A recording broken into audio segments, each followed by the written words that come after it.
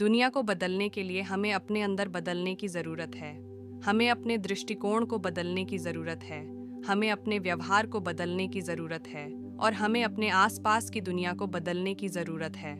एक बेहतर दुनिया बनाने के लिए हम सभी को मिलकर काम करने की ज़रूरत है।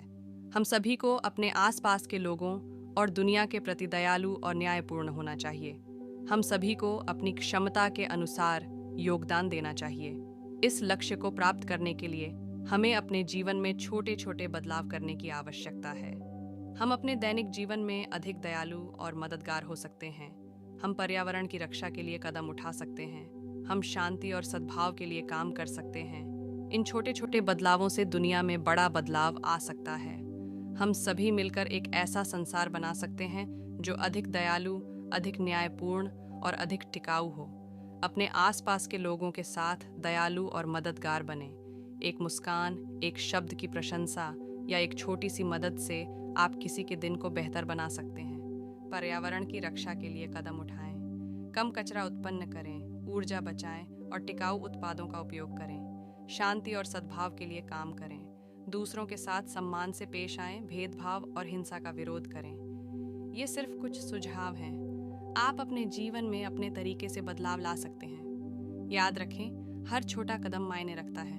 ओशो के अनुसार कर्म ही जीवन का मूल आधार है। कर्म से ही हमारे वर्तमान जीवन का निर्माण होता है और कर्म ही हमारे भविष्य को आकार देता है। ओशो ने कर्म के बारे में कई महत्वपूर्ण बातें कही हैं, जो यदि हम अपने जीवन में उतारें तो हमारा जीवन बदल सकता है। ओशो के द्वारा कही गई कुछ महत्वपूर्ण बातें हैं जो कर्म के बारे में हमारे दृष्टिकोण को बदल सकती हैं। 1. कर्म का अर्थ है हमारे द्वारा किए गए कार्यों का परिणाम। 2. कर्म अच्छे या बुरे हो सकते हैं। 3. अच्छे कर्मों का परिणाम सुख होता है और बुरे कर्मों का परिणाम दुख होता है। 4. कर्म का फल भौतिक या आध्यात्मिक दोनों रूपों में मिल सकता है। इसका मतलब है कि मैं अपने जीवन को अपने कर्मों के माध्यम से आकार दे सकता हूँ। 5. कर्म का फल तुरंत या देर से भी मिल सकता है। 6. कर्म का फल एक ही जन्म में या कई जन्मों में भी मिल सकता है। 7. कर्म का फल हमारे इच्छानुसार नहीं मिलता है। 8. कर्म का फल हमारे वर्तमान जीवन के कर्मों के आधार पर मिलता है। इसका मतलब है कि मैं अपने जीवन को अपने कर्मों के माध्यम से आकार दे सकता हूँ। 9. कर्म का फल हमारे भविष्य के कर्मों को प्रभावित करता है। 10. कर्म का फल हमारे जीवन के उद्देश्य को पूरा करने में मदद करता है। इन बातों को ध्यान में रखकर हम अपने कर्मों को अधिक सचेत और जिम्मेदारी से कर सकते हैं। इससे हमारे जीवन में सुख और शांति बढ़ेगी और हम अपने जीवन के उद्देश्य को पूरा करने के करीब आ सकते हैं। 1. हम यह सोचना बंद कर दें कि कर्म हमारे नियंत्रण से बाहर हैं। कर्म हमारे द्वारा किए गए कार्यों का परिणाम है, इसलिए कर्म हमारे नियंत्रण में है। 2. हम यह सोचना बंद कर दें कि कर्म का फल हमेशा बुरा होता है। कर्म का फल अच्छा या बुरा दोनों हो सकता है। यह हमारे कर्मों की प्रकृति पर निर्भर करता है। 3. हम यह सोचना बंद कर दें कि कर्म का फल तुरंत मिलता है। कर्म का फल तुरंत या देर से भी मिल सकता है। 4. हम यह सोचना बंद कर दें कि कर्म का फल हमारे इच्छानुसार मिलता है। कर्म का फल हमारे कर्मों के आधार पर मिलता है। 5. हम यह सोचना बंद कर दें कि कर्म का फल हमारे वर्तमान जीवन के कर्मों के आधार पर ही मिलता है। कर्म का फल हमारे पिछले जन्मों के कर्मों के आधार पर भी मिल सकता है। 6. हम यह सोचना बंद कर दें कि कर्म का फल हमारे भविष्य के कर्मों को प्रभावित नहीं करता है। कर्म का फल हमारे भविष्य के कर्मों को प्रभावित करता है। इन बातों को ध्यान में रखकर हम अपने जीवन में कर्म के महत्व को समझ सकते हैं और अपने कर्मों को अधिक सचेत और जिम्मेदारी से कर सकते हैं। कर्मा और पुनर्जन्म।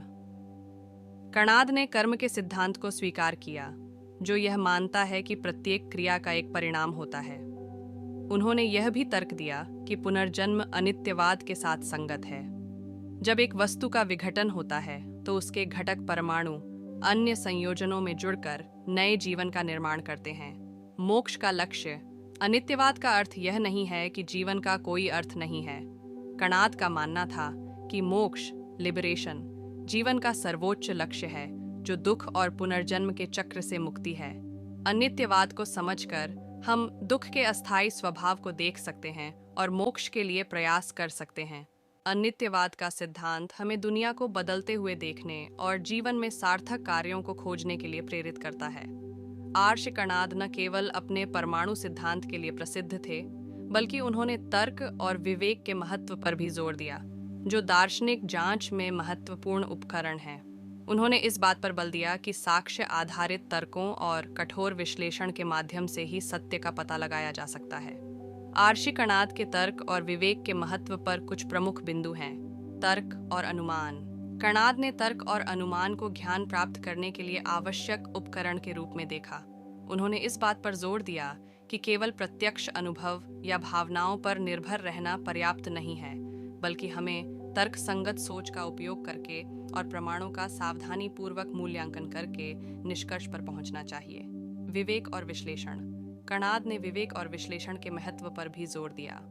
उन्होंने तर्क दिया कि हमें तर्कों के औपचारिक दोषों और त्रुटियों से सावधान रहना चाहिए और निष्कर्ष पर पहुंचने से पहले साक्ष्य का सावधानीपूर्वक विश्लेषण करना चाहिए।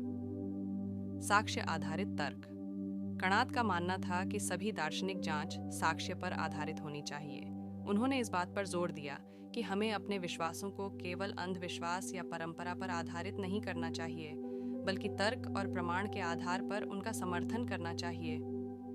आज के लिए बस इतना ही। सब्सक्राइब और शेयर करना न भूलें। अपने सुझाव कमेंट में ज़रूर दें। धन्यवाद।